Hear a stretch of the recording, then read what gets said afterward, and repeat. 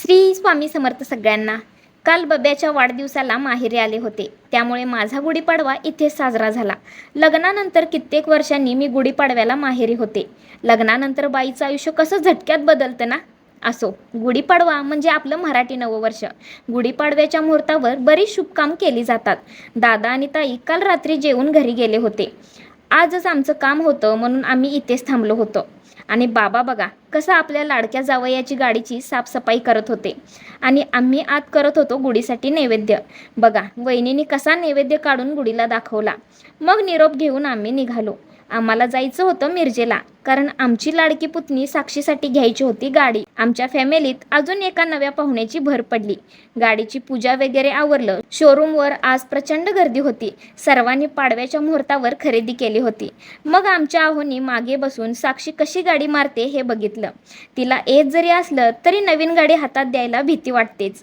मग तिथून आम्ही गाडी मारत गेलो घरापाशी. मग गाडी दाखवायला आणली आमच्या आहोंच्या बहिणीकडे. तिथे त्यांनी पण पूजा केली आणि बाहेर बसून आमचे आहो गाडीच्या डिस्प्लेची सेटिंग लावत होते. तिथून आवरून येताना आम्हाला दिसली रेल्वे. लहानपणी रेल्वे बघून जशी मजा वाटायची तशी अजूनही वाटते. येताना स्वामींचा प्रकट दिन होता म्हणून घेतला स्वामींसाठी हार. 2 दिवस फिरून कसा कंटाळा आला होता बघा आमच्या आरोसाहेबांना.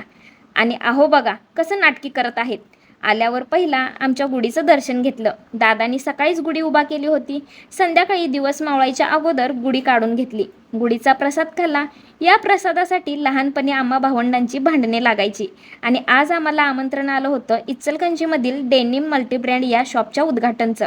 हे उद्घाटन आमदार साहेबांच्या हस्ते होणार होतं आणि प्रमुख पाहुणे म्हणून आम्हाला इथे बोलावलं होतं.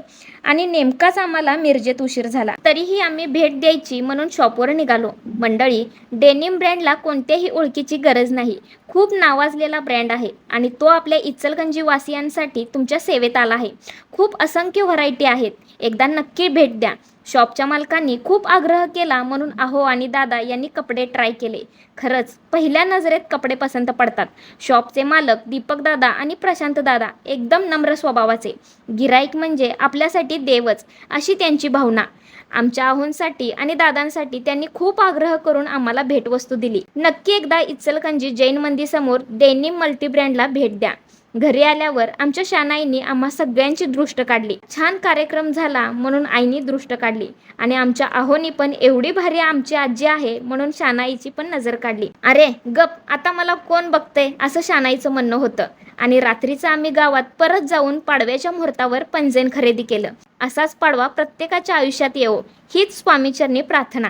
चला तर मग, श्री स्वामी समर्थ.